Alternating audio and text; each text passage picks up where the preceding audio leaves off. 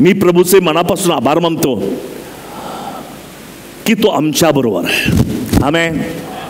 Hallelujah. नेहमी आनंदीत राहा. देव तुमच्या बरोबर आहे.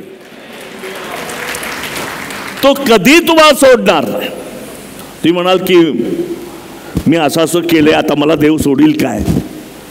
तो म्हणतो मी तुला कधी सोडणार नाही. निश्चितच देवाची लेकरं या नात्याने आम्हाला त्याच्या मागे मागे चालायचे. पण हे लक्षात विसरता कामा नये की आम्ही या जगात असताना देहात आहोत आणि आत्म्याचं आणि देहाचं आमच्यामध्ये युद्ध चालू आहे. सैतान आणि देव यांच्यामध्ये घमासान झालं, युद्ध झालं. देव विजयी झाला, सैतान हारला. आमेन. पण आता देह आणि पवित्र आत्मा यांचं युद्ध चालू आहे. मोठं युद्ध देवाने आम्हाला जिंकून दिलंय. आता छोटं जे युद्ध आहे जे आमच्या देहामध्ये चालू आहे, आमच्या देहामध्ये ज्या वेगळ्या गोष्टी आहेत ज्या देवाला आवडत नाहीत, त्या दैहिक गोष्टी आणि आत्मिक गोष्टी मध्ये युद्ध चालू आहे.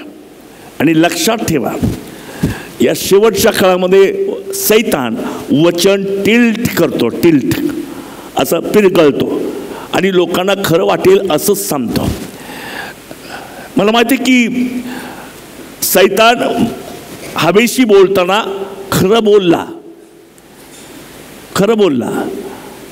की फळ खाल्लं तू मरणार नाही, कारण तो दैहिकतेमध्ये बोलत होता. येशू खरं बोलला की ज्या दिवशी फळ खाशील तू, मग दोन्ही खरं कसं काय? पण सैतान देहाविषयी बोलला. 930 वर्ष आदाम जगला, देहाविषयी बोलला आणि देव आत्म्याविषयी बोलला. देव जे बोलतो ते सत्य आहे आणि तो आत्म्याविषयी बोलतो. आणि सैतान तो जे काही बोलतो ते देहासंबंधी बोलतो. आणि मला देहावर विश्वास ठेवायचा नाही, तर मला पवित्र आत्म्यावर विश्वास ठेवायचा आहे, वचनावर विश्वास ठेवायचा. तर प्रियानो, या शेवटच्या काळामध्ये आणि मला एक युद्ध आहे. मला माहिती की ज्यावेळेस आमच्यामध्ये पवित्र आत्मा येतो, आम्ही स्थिर राहू शकत नाही. देवासाठी माझा उपयोग व्हावा अशी आमची मनापासून इच्छा असते. कारण पवित्र आत्माला गप्प राहू देत नाही.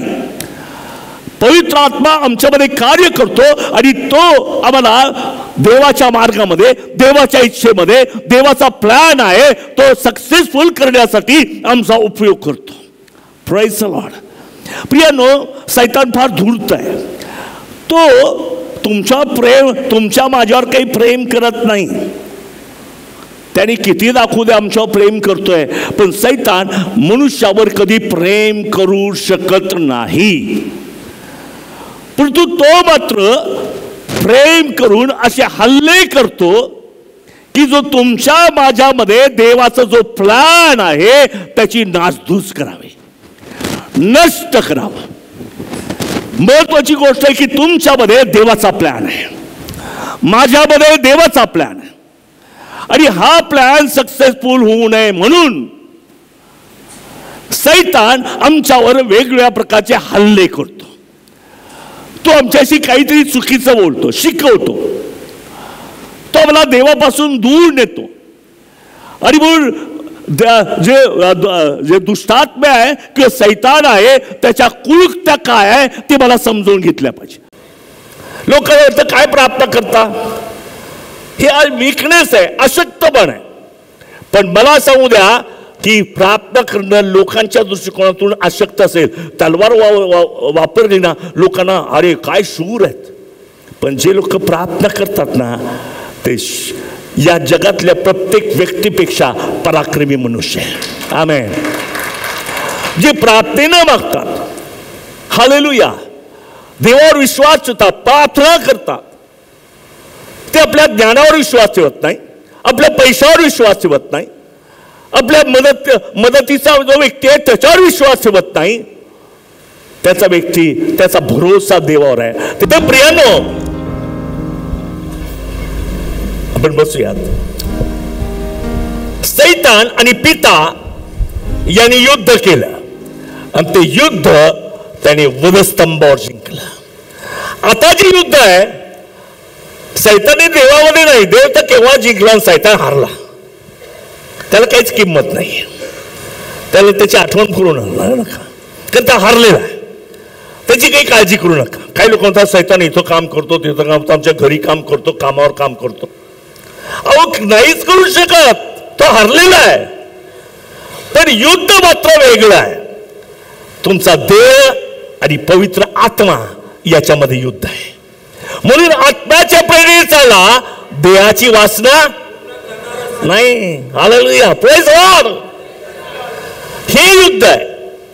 जर तुम्ही आत्म्याने चालता, प्रार्थनेत राहता, सहभागितेमध्ये राहता, देवाच्या वचनाच्या प्रकाशात चालता, त्या दुरात्म्याची हिंमत नाहीये तुम्हाला स्पर्श करण्याची. आमेन.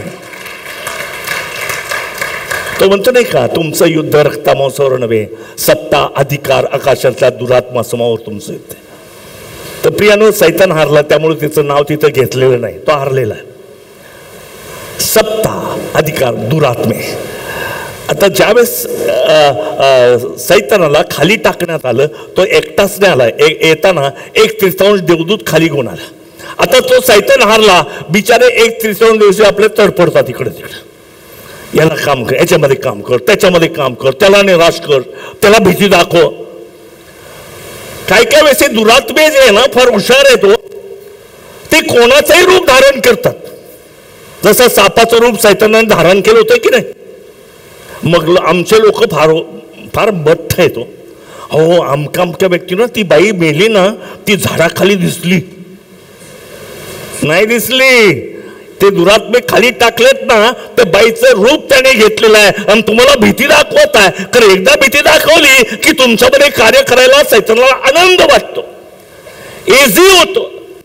आणि म्हणून मला तुम्हाला सांगू द्या की देह आणि आत्मा यांच्यामध्ये मात्र आमचं युद्ध आहे. तर त्यासाठी याकोबाचं पत्र 4 अध्याय 7 वचन फार सुंदर तिने म्हटलेलं आहे. आमच्या सगळ्यांचं तोंड पाठ आहे तरी पण वाचूयात. याकोबाचं पत्र 4 अध्याय 7 वचन. यास्त देवाच्या अधीन व्हा, सैतानाविरुद्ध आडवे व्हा, म्हणजे तो तुम्हापासून पळेल. आमेन. देवाच्या अधीन व्हा, सैतानाला आडवे व्हा, म्हणजे तो तुम्हाला तुमच्यापासून पळेल. आता सैतानाला विरोध करा. इंग्लिशमध्ये म्हटलं रेजिस्ट द डेव्हिल. आता हे युद्ध कसं काय करायचंय, हा विरोध कसा करायचा, हा रेजिस्ट कसं करायचंय, सावच. तो अधिक कृपादान देतो, याच तो शास्त्र म्हणते. देव गरिष्ठांचा विरोध करतो आणि लिनास कृपादान देतो. आमीन. हे जे युद्ध आहे, जे तुम्ही त्या सैतानाला विरोध करत आहात, जे तुम्ही सैतानाला धमकवत आहात, त्यासाठी ताकदीची गरज नाही, नम्रतेची गरज आहे. म्हणून जे लोक भांडतात ना मोठ्या मोठ्याने, त्यांचा आवाज मोठा येतो पण ते हारतात, ते हारलेली असतात. जे रागिष्ट लोक आहे, माझा राग फार मोठा आहे, अहो तो हारलेला आहे. तर मला सांगू द्या की जे देहाच्या गोष्टी आहेत त्याच्यामध्ये मला विजय मिळवायचा आहे, त्यासाठी जे सैतानाला मला विरोध करायचा आहे, त्यासाठी देव मला नम्र करू इच्छितो. हालेलुया. कारण हे आत्मिक युद्ध जगातल्या युद्धासारखं नाही. नम्रता धारण केली तर तुम्ही विजयी व्हाल, तुम्ही सैतानाला विरोध करा. पण ज्यावेळेस तुमच्यामध्ये गर्विष्ठपणा असेल, किती पण म्हणा हे शिष्यराव पिला धमकावतो, हे शिष्यराव धमकावतो, हे शिष्यराव धमकावतो, त्याला फरक नाही पडत. कारण गर्विष्ठ तो म्हणतो नाही का, गर्विष्ठाचा मी विरोध करतो,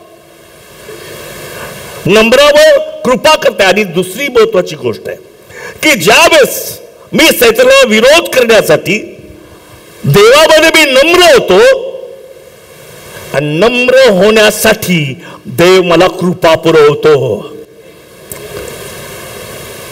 नम्र कसं व्हायचंय ते आत्ताशी मला कळलंय. कारण मी तसा नव्हतो, फार गर्विष्ठ होतो मी. मला आई वडील पण घाबरायचे, वर्गातले मित्र सगळे घाबरायचे.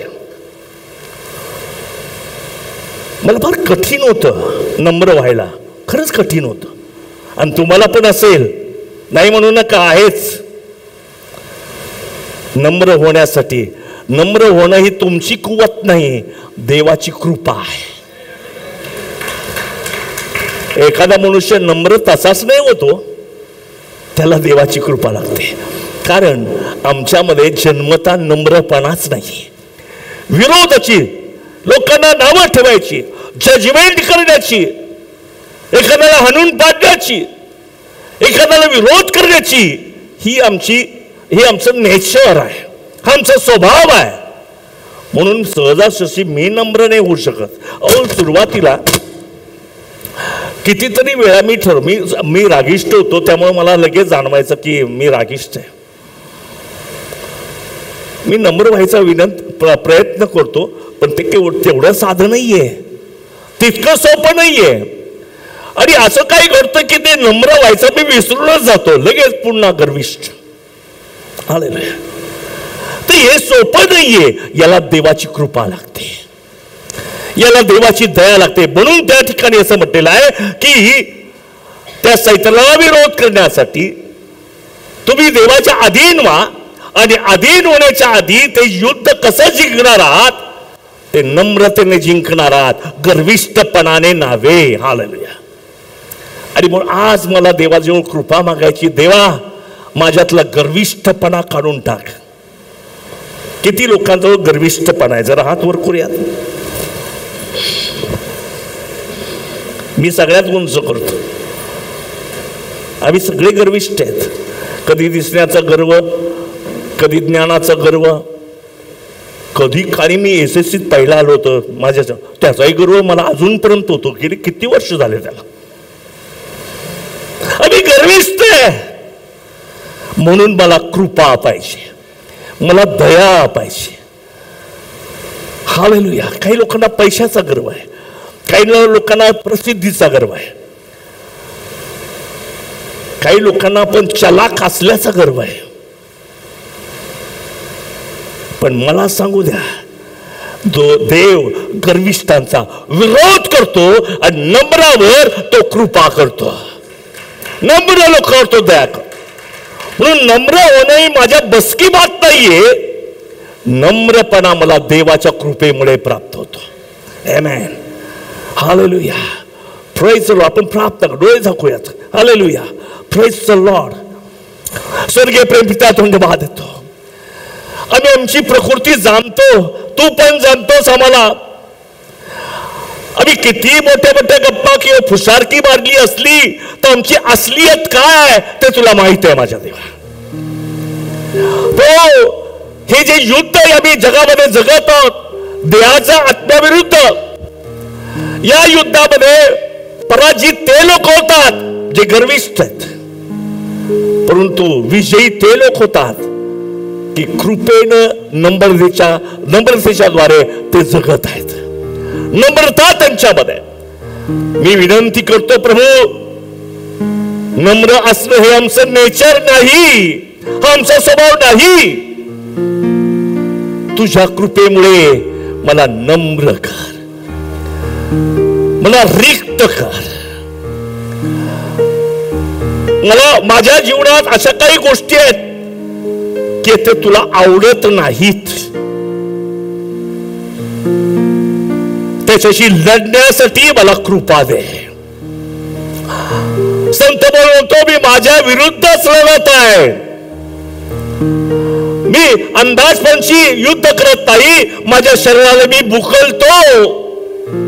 होय प्रभूजी, आज एक विश्वासणारा या नात्याने प्रत्येक आम्ही सर्वजण तुझ्या जो प्रार्थना करतो की प्रभू हे जे युद्ध आहे, देहाचं आत्म्याच्या विरुद्धचं युद्ध आहे, त्याच्यात नेहमी आम्ही आत्म्याच्या साईडने असावं अशी कृपा कर. आत्म्याच्या बाजूने मी असावं असं कर. देहाला माझ्या जीवनात मी पराजित करावं. प्रत्येकाला स्पर्श कर येशूच्या नामात बाप्पा. आमेन, आमेन, आमेन, आमेन. हालेलुया. प्रभूनं प्रार्थना ऐकली आणि इथून पुढे तुम्ही जाल ना, सैतान देह हारेल आणि आत्मा जिंकेल. आमेन. त्याला मी कृपा मागितली. माझ्यावर विश्वास ठेवला तर मी हारेल, पण मी कृपेवर विश्वास ठेवला तर मी विजयी होईल, मी जिंकेल. आणि ती गोष्ट देव आमच्या जीवनामध्ये करत आहे. Praise the lord. हालेलुया. आणि म्हणून या ठिकाणी देवाच्या वचनामध्ये म्हटलेलं आहे की देव आमच्यातून त्याचं गौरव प्रगट करत आहे. देव आमचे त्याचे सद्गुण आमच्यातून प्रगट करत आहे. देव त्याचं ज्ञान आमच्यातून प्रगट करत आहे. ही गोष्ट आम्ही लक्षात घेतली पाहिजे. एक गोष्ट लक्षात द्या की ज्यावेळेस तुम्ही युद्ध करता त्यास विरोध करता. सैतानाला काय करता? त्या दुरात्म्याला विरोध करता. करत राहा. कदाचित पहिल्या वेळेस हराल तरी करा, दुसऱ्या वेळेस हराल तरी करा, तिसऱ्या वेळेस हराल तरी करा. एक ना एक दिवस असा येईल की तो सबसे हरलेला आहे आणि मी जिंकलेला आहे. आमेन. हालेलुया. तू सबसे हरलेला आहे. आणि विरोध करता करता करता माझ्यामध्ये इम्युनिटी पॉवर तयार होते. विरोध करण्याची ताकद मला येते. आणि ज्यावेळेस तुम्ही अशा वेळेस विरोध करता की तुम्हाला कळेल या देहाचा पराजय झालेला आहे, आत्म्याचा मला विजय, आत्म्यामध्ये मी विजयी झालेला. अनेक तरुण लोक थोड्याच्या गोष्टीमुळे निराश होतात. मला सांगू द्या की घाबरू नका, पुन्हा उठा. जे कोणी पडलं असेल, निराश झाला असेल, दुःखी झाला असेल, तिथे पडून राहू नका, उठा. कारण एक वेळ अशी येणार आहे की शत्रूला तुम्ही पायाखाली तुडवणार आहात. हालेलुया. Praise the Lord. आणि तो तुम्हाला विजयी करेल. म्हणून देवाचं वचन सांगतं की शत्रूला विरोध करण्यासाठी काय करा तर अधीन राहा. शत्रूला विरोध करण्यासाठी तलवार वापरा का? मग काय करा? अधीन व्हा. Praise the Lord. किती विरोधाभास आहे ना. जगामध्ये विजय मिळवायला पाहिजे, तलवार वापरली पाहिजे. पण आत्मिक जीवनामध्ये विजयी ठरायचं असेल, त्याच्यावर तुम्हाला धमकायचं असेल तर मला तुम्हाला सांगू द्या की देवाच्या अधीन राहा. अधीन राहा किंवा अधीनता हा जनरल वर्ड नाहीये, हा सैन्यातला वर्ड आहे, शब्द आहे, सैन्यातला. आम्ही आमच्या व्यवहारिक जीवनात वापरतो, पण हा जो इथे वापरलेला जो शब्द आहे तो सैन्यातला आहे, तो मिलिटरीतला आहे. आणि मिलिटरीचा जो जनरल असतो तो कमांड करतो.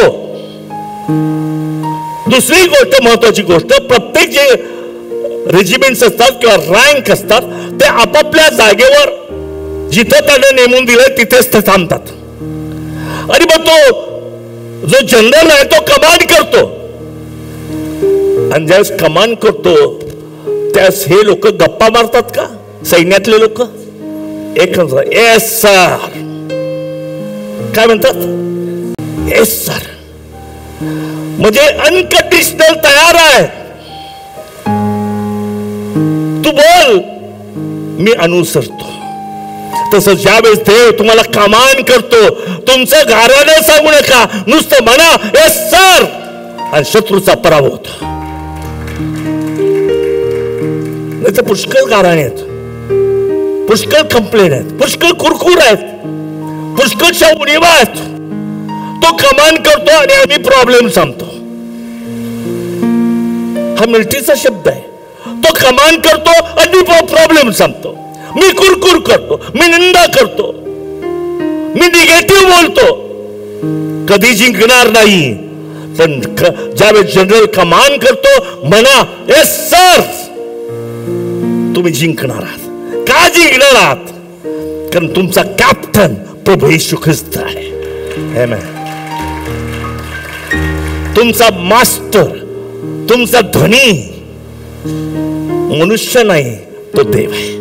आणि म्हणून आज मला येस सर म्हणायला भीती वाटत नाही, कारण मला माहिती आहे मी कॅप्टन नाहीये, माझा कॅप्टन परमेश्वर आहे. मी धनी नाहीये, माझा धनी प्रभू येशू ख्रिस्त आहे. आमेन. आणि म्हणून आम्हाला इथे विजय मिळतो ज्यावेळेस सबमिशन किंवा अधीनता हा शब्द येतो. याचा अर्थ की तो सांगावं आणि मी करावं. ज्यावेळेस यशाया 6 मध्ये परमेश्वर म्हणतो, त्याचं सर्व गौरव दाखवलं आणि म्हणतो माझ्यासाठी कोण जाईल, मी आमच्यासाठी कोण जाईल. यशाया तिकडं कुठेतरी बसला होता, लगेच आला, येस सर मी तयार आहे, मला पाठव. Yes sir. आज काही पण तुमचं पाचन असेल, कदाचित तुम्हाला आवडणार नाही, कदाचित तुम्हाला सॅक्रिफाईस करावं लागेल. नुसतं येस सर म्हणा, देव सगळ्याची भरपाई करून देणारा देव आहे. जे तुम्ही गमावलं आणि पटीने देव तुम्हाला देणार आहे, कारण त्याच्या अधीन असा, त्याच्या अधीन राहा. म्हणून अधीनता हा शब्द पराजयाची नाही तर विजयाचा आहे. ज्यावेळेस तुम्ही अधीन असता त्यावेळेस तुम्ही सैतानाला धमकावता. म्हणजे दुसऱ्या शब्दात सांगायचं, अधीनता हेच शस्त्र आहे. म्हणून बायबल काय सांगतं, तुमची जी शस्त्र आहे ती दैहिक नाहीत तर आत्मिक आहे, आणि सैतानाची तटबंदी जमीनदोस्त करायला ती समर्थ आहे. सबमिसिव्ह असणं हे अशक्त पण नाही. येणाऱ्या दिवसामध्ये तुम्हाला मोठा विजय मिळणार आहे. Praise the Lord. अधीनता ही गोष्ट खूप इम्पॉर्टंट आहे, जी पवित्र शास्त्रामध्ये वारंवार आम्हाला शिकवलेलं आहे. काही लोकांना अधीन नसल्यामुळे ते कष्ट करतात, पण विजय का नाहीये? कारण देवाचं शिक्षण आहे की तुम्ही देवाच्या आणि अधिकाऱ्यांच्या आणि एकमेकांच्या तुम्ही अधीन राहा. ज्यास तुम्ही एकमेकाच्या अधीन राहाल, देवाच्या अधीन राहाल, तर सैतान पळाला म्हणून समजा. ज्यावेळेस तुम्ही अधीन राहता तर सैतान इतका घाबरतो, पळाल्याशिवाय त्याला पर्यायच राहत नाही, त्याला पळावंच लागतं. तो उलटून सुद्धा तुम्हाला बोलू शकत नाही, कारण देवाने तुम्हाला विजय केलेला आहे. देव तुमच्या वतीने लढत आहे, तो अद्भुत रीतीने तुमच्यामध्ये कार्य करत आहे. काही अति न घालता देवासमोर नम्र होणं ह्या विजय. निश्चित लोकांना अशक्त पण वाटतं, काही भित्रे तुम्ही अधीन राहता, तुम्ही भित्रे आहात. पण मला समजा एक लोकांनी भित्र म्हणू द्या, ती अधीनताच तुम्हाला विजय करणार आहे.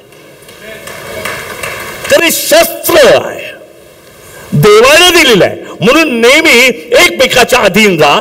पतीनं देवाचं पतीनं तुम्ही आपल्या पतीच्या अधीन राहा. तुमचे टॅलेंट तुम्हाला विजयी करणार नाही, तुम्ही पतीच्या अधीन असल्यामुळे देव तुम्हाला विजयी करेल. तुमचे टॅलेंट नाही विजयी करणार, उलट प्रॉब्लेम क्रिएट करतील. पण ज्या वेळेस तुम्ही देवाने सांगितलं म्हणून ज्या पत्नीनं आपल्या पतीच्या अधीन राहता, त्याच देव तुम्हाला विजयी करणार. Praise the Lord. आता तो माझा विषय नाही, मी सोडून देतो. परंतु अधीनता हा हे एक शस्त्र आहे, आणि ते शस्त्र तुम्हाला ना मला विजयी करत आहे. ज्यावेळेस आम्ही देवानं केलेल्या प्लॅन पेक्षा वेगळा प्लॅन करतो, त्या जीवनामध्ये प्रॉब्लेम येऊ लागतात, समस्या येऊ लागतात. ज्यावेळेस मी देवाच्या इच्छित असतो, देवाच्या प्लॅन मध्ये असतो, जो माझ्या जीवनात आहे, ज्यावेळेस मी त्याच्यामध्ये स्थिर असतो, त्यास मला प्रॉब्लेम कोणी आणू शकत नाही. कोणती सत्य मला विरोध करू शकत नाही. ज्यावेळेस तुम्ही देवाच्या प्लॅन मध्ये आहात, त्या देव त्याचा विजय आणि सामर्थ्य प्रकट करतो. म्हणून प्रिय बंधूंनो, सैतानाला विरोध करा म्हणजे काय करा? देवाच्या अधीन व्हा. सैतानाला विरोध करा म्हणजे काय करा? ती जी शस्त्र सामुग्री ती धारण करा. नम्रता आहे, प्रीती आहे, क्षमा आहे, दया आहे. मी बऱ्याच वर्ष मी गोंधळातच होतो, त्यामुळे जराच व्हॅल्युएबल गोष्टी मला नीटच्या कळाल्याच नाही. पण ज्या देवाचा आत्मा माझ्याशी बोलू लागला आणि त्याला मला काही गोष्टी समजू लागल्या, तर मी त्याची प्रौढी नाही मिळवत, पण मला फार आनंद वाटतो की देवाने फार रहस्य सांगितलेली आहे आणि ती तुम्हाला सांगावी अशी देवाची इच्छा आहे. तर प्रियानं मला सांगू द्या की जी नम्रता आहे, दया आहे, क्षमा आहे, रडणं आहे, जगाच्या दृष्टिकोनातून सारं वीक आहे, पण देवाच्या दृष्टिकोनातून ते सामर्थ्य आहे. म्हणून सैतानाला विरोध करताना एखादा योद्धा म्हणून जाऊ नका. एखादा नम्र सेवक म्हणून त्याला विरोध केला, तो पळून गेल्याशिवाय राहणार नाही. येशू ख्रिस्ताला 40 दिवस अरण्यामध्ये परीक्षा घेण्यात आली सैतानाकडून. त्या 3 वेळेला येशूनं वचन काढलं. स्क्रिप्चर सेज, बायबल असं म्हणतं, वचन असं म्हणतं. ते दाखवलंय मी देवाचा पुत्र आहे, इथं उडी टाकली तर खाली मला झेलून देतील. झेललं असतं, नक्कीच झेललं असतं, वचन तसं म्हणतंय तर. पण त्याने तसं केलं नाही. त्याने उलट पक्षी काय केलं? बायबल असं म्हणतं, स्क्रिप्चर असं म्हणतं. आणि काय केलं? 3ऱ्या वर्षानंतर सैतान पळून गेला. सैतानला विरोध करा तो पळून जाईल. कॉम्प्रोमाइज नका करू. तेरी भी चूप मेरी भी चूप. तर सैतान दिसला की त्याला विरोध करा. आणि पुन्हा एकदा सांगतो, ज्याप्रमाणे 3 वेळा सैतानने पहिल्या वेळेस प्रश्न विचारला, येशूने उत्तर दिलं. दुसऱ्या प्रश्न विचारला, येशूने उत्तर दिलं. तिसराही प्रश्न विचारला, येशूने वचनातून उत्तर दिलं. त्यामुळे त्यांनी आम्हाला दाखवलं की वारंवार तुम्ही विरोध करता, विरोध करता, विरोध करता. इतकी ताकद तुमच्यामध्ये येते की सैतान उभा राहू शकत नाही. तुमच्या पुढे तो उभा राहू शकत नाही, कारण इतकी ताकद देवाने त्याच्या वचनाच्या हृदयामध्ये दिली. म्हणून सैतानाला विरोध करायचं कधी सोडू नका. पडलात तरी उठा आणि विरोध करा. निराशेचा असाल, कदाचित तुम्ही डिप्रेशन मध्ये जाल, उठा, नम्र व्हा, प्रार्थना करा आणि पहा सैतान पळून गेलेलं आहे. आमेन. काही काही लोक दुःखी असतात, निराश असतात, त्यांना वाटतं फेल, आता काही राहिलोच नाही जीवनामध्ये, फेल्युअर. पण लक्षात ठेवा, त्याही स्थितीमध्ये पडलात तरी विरोध करायचं सोडू नका. पडलाय तरी विरोध करा. तुम्हाला हात देऊन उचलणारा परमेश्वर आहे. तर त्याला कृपा म्हणतात, कृपा. असा पडलेला उठला असता तर म्हटलं मी उठलो, पण हात दिल्यामुळे तुम्ही उठू शकता. ही देवाची कृपा आहे, ही देवाची दया आहे. आणि म्हणून आम्हाला त्या ज्या गोष्टी आहे त्याच्यावर आमचं लक्ष असणं, किंवा आम्ही कोणत्याही परिस्थितीमध्ये स्वतःला सरेंडर करणं, समर्पित करणं हे फार गरजेचं आहे. हालेलुया. महत्वाची गोष्ट एक सांगू द्या, युद्ध किती मोठं असलं तरी एक वाक्य लक्षात ठेवा, मी देवाच्या पक्षात. किती मोठं युद्ध असू द्या, 11 विक्राळ सैतान दिसत असेल, न सुटणारे प्रॉब्लेम दिसतायत, एकच गोष्ट करायची, त्यावेळेस म्हणायचंय मी देवाच्या सैन्यामध्ये आहे. आणि देवाचं सैन्य पाहिलं तर सैतान उभा राहू शकेल का? दुरात्मी उभा राहू शकेल का? आणि मी देवाच्या सैन्यात गेल्यामुळे तो मला हात लावू शकत नाही, कारण मी देवाच्या सैन्यामध्ये, मेजॉरिटी पार्ट. देव आणि मी ज्यावेळेस एकत्र होतो त्या सैतान किती बलाढ्य असला त्याचा टिकाव लागू शकत नाही. अनेक लोक स्वतःच झगडतात हो. देवाला झगडूच देत नाहीत. माझं काम काय? विश्वास आहे देवाच्या पक्षामध्ये मी असावं. मला काही करावं लागणार नाही तरी विजय मिळणार आहे. मला काही युद्ध करायची गरज नाही, मला माझी ताकद वापरायची गरज नाही, मला माझं चतुरता ओळखायची गरज नाही, माझे टॅलेंट ज्याच्यावर माझा भरोसा आहे त्याही विश्वास ठेवायची गरज नाही. मी देवाच्या पक्षात आहे एवढेच पुरेसं आहे. आमेन. रोज तुम्ही म्हणा, रोज म्हणा, मी देवाच्या पक्षात आहे, मी देवाच्या पक्षात आहे, मी देवाच्या पक्षात आहे. हे ऐकून ऐकून सैतान पळाल्याशिवाय राहणार नाही. एकच काम आहे, अरे हा कधी म्हणतो देवाच्या पक्षात आहे, देवाच्या पक्षात आहे, देवाच्या पक्षात आहे. याच्या नादी लागण्यात काही पॉइंट नाही. आपण ह्याला सोडून निघून जाऊया. सैतानला विरोध करा म्हणजे तो पळेल. आणि ही जी गोष्ट आहे देवाच्या वचनात सांगितलेली आहे की मी देवाच्या सैन्यामध्ये आहे, मी देवाच्या पक्षामध्ये आहे, हीच माझी पॉझिटिव्ह गोष्ट आहे. कदाचित माझ्याजवळ ताकद नाही, कदाचित माझ्याजवळ ज्ञान नाही, कदाचित माझ्याजवळ घोडे रथ नाही, कदाचित पैसा माझ्याजवळ नाही, पण एक गोष्ट माझ्याजवळ आहे, मी देवाच्या पक्षात आहे. आणि ती एक गोष्ट किती बलाढ्य शत्रू असला त्याला परतावून लावण्याची त्याच्यामध्ये ताकद आहे. तो मला विजयी करतो. आणि म्हणून मला देवाच्या मी आभार मानूया की आम्ही देवाच्या पक्षामध्ये आहोत, देवाच्या सहवासात आहोत. हालेलुया. मला माहिती की ज्यावेळेस मी देवाच्या पक्षात असतो त्यास प्रत्येक विश्वासणारा जिंकतो आणि शत्रू पळून जातो. ज्यावेळेस मी देवाच्या पक्षात असतो त्यावेळेस देवाचं मूल जिंकताच जिंकतं 100% आणि सैतान हारतो. Praise the lord. हालेलुया. मला एकच गोष्ट करायची की ज्यावेळेस देवाची काही आज्ञा आहे, काही न सांगता मी हजर राहावं आणि म्हणावं येस सर, मी तयार आहे प्रभू. माझे जो प्रॉब्लेम आहेत पुष्कळ, घरातले प्रॉब्लेम आहे, कॉलेजमध्ये प्रॉब्लेम आहे, नोकरीचे प्रॉब्लेम आहे,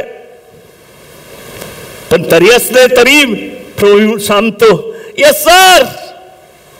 आणि पहा शत्रूचा तुम्ही पराभव केलेला आहे, त्याला तुम्ही पळवून लावलेलं आहे आणि ही गोष्ट तुम्हाला तुमच्या प्रत्यक्ष आल्याशिवाय कधी राहणार नाही.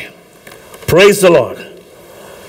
सगळ्यात ही अतिशय महत्वाची गोष्ट आहे की लढण्यासाठी गर्वाने लढाल तर पराजित व्हाल, नम्रता धारण करून लढाल तर तुम्ही विजयी व्हाल. आमेन. गर्विष्ठ अंतकरणाने लढाल हमखास पराजय. पण ज्यावेळेस देवाने दिलेली नम्रता त्याच्या अधीनतेमध्ये राहता त्यावेळेस आम्हाला मोठा विजय मिळतो. Praise the Lord. सैतानला आडवे व्हा म्हणजे तो तुम्हापासून पळेल. दुसरी महत्वाची गोष्ट आहे की इफिस 6:10 मध्ये म्हटलेलं आहे, आपण वाचूया ते वचन. इफिस 6:10. आता इतकेच सांगणे आहे की प्रभूमध्ये व त्याच्या पराक्रमाच्या शक्तीमध्ये सबळ व्हा. प्रभूमध्ये व त्याच्या पराक्रमी शक्तीमध्ये तुम्ही सबळ व्हा. पुढे सैतानाच्या कुयुक्तीपुढे टिकण्यास तुम्ही समर्थ असावे. सैतान कुयुक्ता करतो बर का. तुम्हाला कळणार नाही तरी तो तुमच्याशी युद्ध करतो, तुम्हाला समजत नाही तरी तो तुमच्याशी युद्ध करतो, तर तो लपून छपूनच करतो सगळं काही. म्हणून सैतान नेहमी कुयुक्त्या करतो. सैतानाची कुयुक्ती पुढे टिकाव्यास तुम्ही समर्थ असावे म्हणून देवाची संपूर्ण शस्त्र सामग्री धारण करा. आमेन. आता प्रभूमध्ये त्याच्या पराक्रमाच्या शक्तीमध्ये सबळ होण्यासाठी काय करा? प्रभूमध्ये राहा. व्यायाम करायचा नाही, वेट लिफ्टिंग सबळ होण्यासाठी. तर स्पिरिच्युअल जे ताकद आहे ती मिळण्यासाठी आपण नेहमी प्रभूमध्ये आढळावं. आपल्या घरामध्ये, आपल्या कामामध्ये, आपल्या चर्चमध्ये, आपल्या मित्रांमध्ये मी प्रभूचा आहे हे मला सांगितलं पाहिजे. अनेक वेळा आम्ही चर्चमध्ये म्हणतो प्रभूमध्ये आणि बाहेर गेलं की त्या जैसे ते जे मित्र आहेत तशासारखे आम्ही वागतो. पण परंतु मला सांगू द्या की माझी आयडेंटिटी असावी की जर ताकद पाहिजे, जर विजय पाहिजे तर मला प्रभूमध्ये पाहिजे. पुढे काय म्हटलंय? कारण आपले युद्ध रक्तमांसाबरोबर नाहीये. रक्तमांसावर असताना अशी मस्त कॉलर पकडली असेल ना, असा खेचला असेल, पण नाहीये.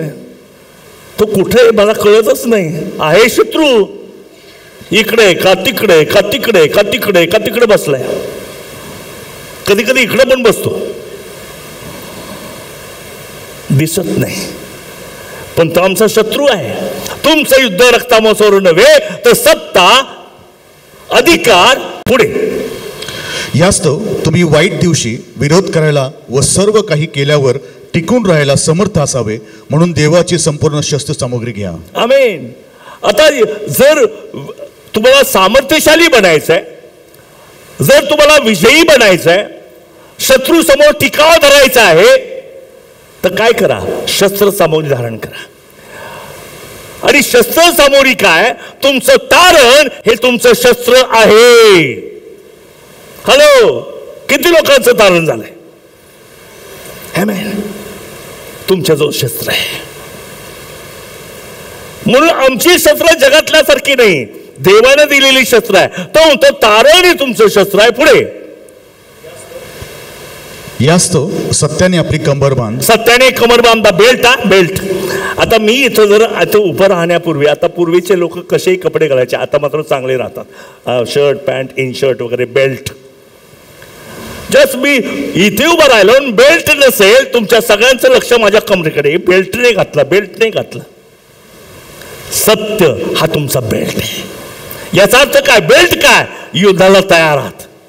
सगळा युनिफॉर्म घातला आणि बेल्ट नाही घातला तर कॅप्टन म्हणेल घरी जा, युद्धाच्या लायकीचा नाही. म्हणून सत्य हे जो बेल्ट आहे, याचा अर्थ तुम्ही युद्धाला तयार आहात. पुढे नीतिमत्व रूपी उरस्त्राण धारण करून शांतीच्या नीतिमत्व रूपी उरस्त्राण. येशू ख्रिस्ताने पापाची क्षमा करण्यासाठी वधस्तंभावर प्राण दिला. यावर किती लोकांचा विश्वास आहे? तर तुम्हाला नीतिमत्व आहे, तुमच्याजवळ नीतिमत्व आहे. हालेलुया.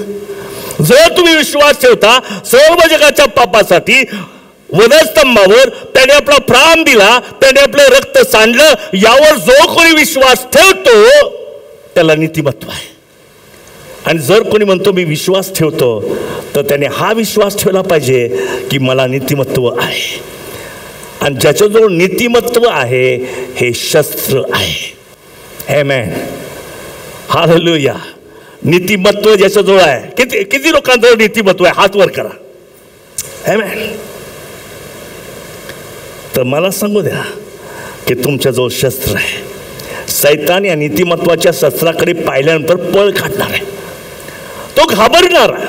मला एक गोष्ट सांगू द्या की ज्यावेळेस मत्ती कृष्ण वर्तमानाच्या 8व्या अध्यायात सांगितलंय की ज्यावेळेस तो जो मनुष्य भूतग्रस्त होता आणि तो येशू ख्रिस्त आडवाला आणि येशू ख्रिस्ताकडे पाहून म्हणतो, घाबरून बरं का, घाबरून म्हणतो, हे परात्पर देवाच्या पुत्रा, वेळेच्या आधी का आलास? घाबरून. तोच प्रभू येशू ख्रिस्त जर तुमच्यामध्ये आहे तर जगातला किती दुरात्मा असला तो घाबरूनच आहे. आमेन. विश्वास ठेवा. मला एक गोष्ट सांगायची वाटते. येशू ख्रिस्ताने त्या भूतांना डुकरात घातलं, पण वधस्तंभावर त्याला नरकात घातलं. आमेन. त्याला अधोळकात घातलं त्या भूतांना. कारण वेळेच्या आधी आल्यामुळे, अर्पण होण्याच्या आधी येशू ख्रिस्त घालवायला निघाला होता असं त्याला वाटलं. येशू वधस्तंभावर जाण्यापूर्वी, म्हणजे सुवेळी, त्याच्या भाषेत सुवेळी, त्यावेळी मला घालायला पाहिजे, तर आत्ताच तू मला कसं घालवतो? बरं घालवायचं असेल तर तो डुकरामध्ये घाल. त्याने घातलं डुकरामध्ये, कारण त्याला माहिती वेळ अजून आलेली नाही. पण ज्या वेळेस त्या वधस्तंभावर त्याने पूर्ण म्हटलं, त्यावेळेस थडगी उलटली, उघडली आणि ज्या विजा चमकल्या, आभाळ आलं, अंधकार पडला, सैतानाचा पराजय झाला. त्याच्यामध्ये त्या डुकरात शिरलेले दुरात्मे ते सुद्धा मरून गेले. हालेलुया. तर मला सांगू द्या, डुकरात शिरलेल्या आत्म्याची भीती लोकांमध्ये निर्माण करू नका. तर वधस्तंभावर सांडलेलं जे रक्त आहे त्याने दुष्टाला हरवलेलं आहे हे लोकांना सांगा. आमेन. आता दुसऱ्या भाषेत सांगायचं, येशू ख्रिस्त वधस्तंभावर जाण्याच्या आधी जे काही घडलं बरं का, मग त्याने अनेक रोग आजार बरे केले, काही भूतांना घालवलं, त्याने डुकरामध्ये घालवलं आणि मंत्रतंत्र करणारे होते. हे वधस्तंभाच्या अलीकडे असलेलं मोठं पाप आहे. आणि येशू ख्रिस्त नियमशास्त्राप्रमाणे वधस्तंभावर गेला की नाही? म्हणून नियमशास्त्राप्रमाणे त्या भूतांना नरकात घालू शकत नव्हता, तर त्यांना कुठेतरी इकडे तिकडेच राहण्यासाठी टेम्पररी जागा द्यायची होती. परंतु मला सांगतो की त्या वधस्तंभाच्या इकडे जे काही पाप घडलं त्या सगळ्याची गोळाबेरीज केली, एक मोठं गाठोडं मारलं, येशूच्या रूपाने वधस्तंभावर ठेचण्यात आलं. म्हणून बायबल सांगतं शास्त्रलेख पूर्ण झाला. जे पाप मोठा होतं ते वधस्तंभाचं. आता मी जास्त खोला जात नाही कारण सगळ्यांना समजेल असं नाही, पण एक गोष्ट लक्षात ठेवा, वधस्तंभाच्या पूर्वी सैतानाने काय काय केलंय त्याच्याकडे लक्ष देऊ नका. येशू ख्रिस्त मेल्यामुळे तुम्हाला आणि मला सैतानावर विजय मिळालेला आहे. हे फार सायंटिफिक आहे. आता मी काही ठराविक लोकांना, मी ज्या शास्त्राभ्यासक आहे त्यांना मी त्यांच्याशी बोलेल, पण फार शास्त्र शुद्ध आहे की जे काही पाप नावाचा शत्रू, पाप नावाचं दुश्मन येशू ख्रिस्ताने सगळं, त्या डुकरातले दुरात्मे, त्यानंतर त्या रोगाच्या दुरात्मे, त्याच्यानंतर तंत्रमंत्राचे दुरात्मे सगळे येशू ख्रिस्ताने गोळा केले, गाठोडं बांधलं वधस्तंभावर येशूच्या रूपाने. बरं का, बायबल सांगतं दुसरी ग्रंथ 5 अध्याय 20 वचन, ज्याला पाप ठाऊक नव्हते त्याला त्याने तुमच्या आमच्या करता पाप असे केले. पाप केले, गाठोड. हे गाठोड जे आहे ते पाप आहे, पापी नाही. येशू पापी नाही, येशू तुमच्या माझ्यासाठी पाप झाला. आणि पाप नावाचं गाठोड त्या क्रूसावर टांगण्यात आलं. त्याच्या गाठोड्याच्या हातापायात खिळे ठोकले, गाठोड्याच्या डोक्यात मुकुट घातला, काट्याचा मुकुट घातला, कुर्शीमध्ये गाठोड्याच्या कुर्शीमध्ये भाला बसकला, गाठोड्याची दाढी उपटण्यात आली. कारण छिन्न विछिन्न करून हे गाठोड्याचा चक्काचूर करावा, त्यासाठी येशू ख्रिस्त मेला. म्हणून आज माझ्याजवळ खात्री आहे, येशू ख्रिस्त मेलेला आहे. माझ्यातले शाप गेले, माझे पाप गेले, माझी क्षमा झाली, माझे रोग आजार गेले. आणि अगदी कॉन्फिडंटली सांगा, येशूने माझे रोग स्वतःवर घेतलेले आहे. आमेन. अतिशय कॉन्फिडंटली म्हणा, शंका धारण करून नका म्हणू. गाठोड्याला छिन्न विछिन्न केलेलं आहे, याचा अर्थ काय? माझे रोग आजार गेलेले आहे. गाठोडा छिन्न विछिन्न झालंय, याचा अर्थ काय? माझे शाप निघून गेलेले आहेत. पण अजूनही काही लोक सांगतात, ओ तुमच्यावर 4 पिढीचे काहीतरी शाप आहे. खोटं शिक्षण आहे, खोट्या गोष्टी शिकवतात. तर मला सांगू द्या, ज्या ती गाठोडं छिन्न विछिन्न झालेलं आहे, येशू छिन्न विछिन्न झालेला आहे, माझ्या सगळ्या पापांची क्षमा झालेली आहे. आता मी नरकात जाणार नाही, मी देवाकडे जाणार आहे. आमेन. मी स्वर्गात जाणार आहे. राहिला प्रश्न हा, मग ती सांगितल्याप्रमाणे देहाचं आणि आत्म्याचं युद्ध मरेपर्यंत आमच्यामध्ये चालूच राहणार आहे. देवाच्या पक्षात राहा, देह हरेल आणि येशू ख्रिस्त विजय होईल, आत्मा विजय होईल. हे जे दिवस आहेत तुमच्या आणि माझे तारणानंतरचे, हे देवा समवेत घालवण्याचे दिवस आहे. हे जे दिवस आहे तारणानंतरचे, हे प्रार्थनेत राहण्याचे दिवस आहे. मला तुम्हाला एक गोष्ट सांगू द्या की ज्यावेळेस मी प्रार्थना करतो त्याच देव आम्हाला विजय करतो. उदाहरणार्थ विलिंग्डनची गोष्ट आहे की अमेरिकेतून ते आफ्रिकेमध्ये सेवेला गेले होते. सेवेला खूप वाढली प्रार्थना, प्रार्थना, लोकांचं तारण सगळीकडे आफ्रिकेमध्ये. Willingdon famous. एक दिवशी त्याला फोन केला त्या गुंड लोकांनी, की विलिंग्डन आम्ही तुला आणि तुझ्या लोकांना मारून टाकू. तो नाच का टाका. आणि तो दिवस आला आणि विलिंग्डन तयारीतच. आता मला माझ्या माणसाला लोक मारायला येणार, पण बराच वेळ झाला ते आलेच नाही. हो, त्या कंपाऊंड मध्ये, मिशन कंपाऊंड मध्ये विलिंग्डन राहत होता, तिथं आलेच नाही. आता विलिंग्डनलाच रावलं नाही. तो म्हटला तुम्ही येणार होतो, त्याचं काय झालं, तुम्ही का आला नाही. तर ते माणसं म्हणाले की त्या कंपाऊंडच्या भोवती 39 धष्टपुष्ट योद्धे उंचे पुरे त्या कंपाऊंडच्या भोवती फिरत होते. आम्हाला आत येऊ दिलंच नाही. तिथंच थांबायचं नाही, पुढे थांबतो अजून. तर ही साक्ष घडली. पोलंडला विलिंग्डन गेले आणि तिथे प्रीचिंग करत असताना आपला अनुभव सांगितला की आफ्रिकेमध्ये मी असताना आमच्या लोकांना मारायची धमकी दिली, मला मारायची धमकी दिली, पण मारणारे आले नाही, कारण त्या ठिकाणी 39 असे योद्धे आमचं संरक्षण करत होते. हे ऐकल्यानंतर सेक्रेटरीच्या, पोलंड मधला सेक्रेटरी पुढे आला. तो म्हटलं काय प्रकार आहे, कधी हे झालं, किती तारखेला झालं, तुम्ही मला तारीख सांगाल का. तर त्यांनी तारीख सांगितली. त्यास तो सेक्रेटरी म्हणाला की ज्यावेळेस त्या तारखेला तुम्ही त्या कंपाऊंडमध्ये होता त्यास 39 लोक तुमच्यासाठी प्रार्थना करत होते. म्हणजे ते योद्धे कोण होते, ते देवाचे सेवक होते. मग प्रार्थना करणाऱ्यांनो प्रार्थना सोडू नका, थकवू नका, घाबरू नका, निराश करू नका. तुमच्या प्रार्थनेमध्ये शैतानाला पळवण्याचं सामर्थ्य. तुम्ही प्रार्थनेत राहता, नम्र होता. काही लोक गर्विष्ठपणाने प्रार्थना करतात, काही लोक टॅलेंट म्हणून प्रार्थना करतात, काही लोक प्रतिष्ठा म्हणून प्रार्थना करतात. नम्रतेने प्रार्थना करा. शैतानाची तडबंदी जमीनदोस्त झाल्याशिवाय कधी राहणार नाही. आमेन, हालेलुया, प्रेज द लॉर्ड. आणि म्हणून ही गोष्ट फार आमच्यासाठी महत्वाची आहे.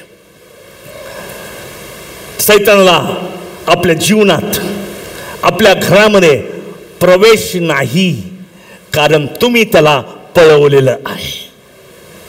अनेक लोक म्हणतात शैतान आमच्या घरामध्ये काम करतो, माझ्या जीवनात काम करतो.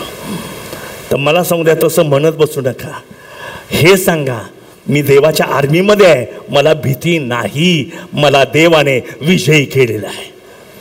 मी पडणार नाही, मी उठणार, कारण परमेश्वर माझ्या पक्षाचा आहे.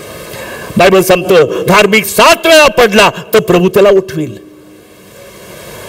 मला त्याच्यातून अपॉर्च्युनिटी घ्यायची म्हणून सांगत नाही, पण म्हणजे तुम्हाला खरंय सांगतो, जर तुम्ही येशू ख्रिस्तावर विश्वास ठेवताय, तुम्ही पडला असला तरी देव तुम्हाला उठवेल. देव तुम्हाला निराश होऊ देणार नाही, देव तुम्हाला दुःखी होऊ देणार नाही. आणि मी अनुभव घेतला या गोष्टीचा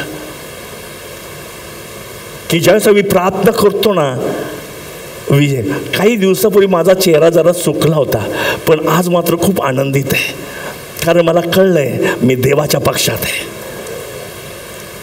मला निराशा ग्रासू शकत नाही. किती लोक मला काहीतरी, कोणीतरी चुकीची बातमी सांगतं, आता तरी पाळसाहेब निराश होतील, पण नाही निराश होणार. कधी प्रिय लोक काहीतरी, प्रियजन लोक काहीतरी असं काहीतरी पिल्लू सोडतात घरातून की रॉबिन मार्कर कुठेतरी निराश होईल. नाही होणार, कारण माझा भरोसा माझ्यावर नाही, माझ्या देवावर आहे. आमेन. सेवकांकडनं, अनेक सेवकांकडनं काहीतरी मला निराश व्हावं असं काहीतरी करण्याचा ते प्रयत्न करतात, पण मला सांगू द्या हे होणार नाही. आता रॉबिन मार्कर जरा पुढे गेलाय. पूर्वी होता तर ठीक होतो, पण आता जरा जास्तच जवळ गेलाय. तर मला तुम्हाला सांगू द्या की ती स्थिती तुमची आणि माझी असू द्या. देवाच्या जवळ राहा, भिण्याचं काहीच कारण नाहीये. तुम्हाला कशालाही भिण्याचं कारण नाही. परिस्थितीला घाबरू नका, मनुष्याला घाबरू नका.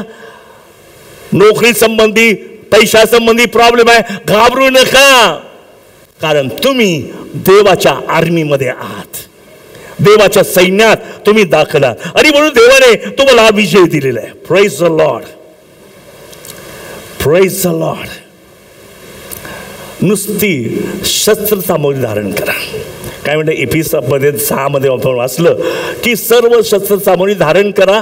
आणि पुढे काय म्हटलं, वाचा ते वचन पूर्ण 15 आणि 16.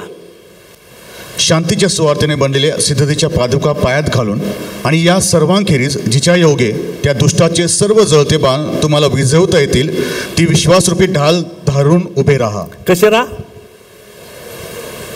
उभे राहा. का लढायला जा? उभे राहा.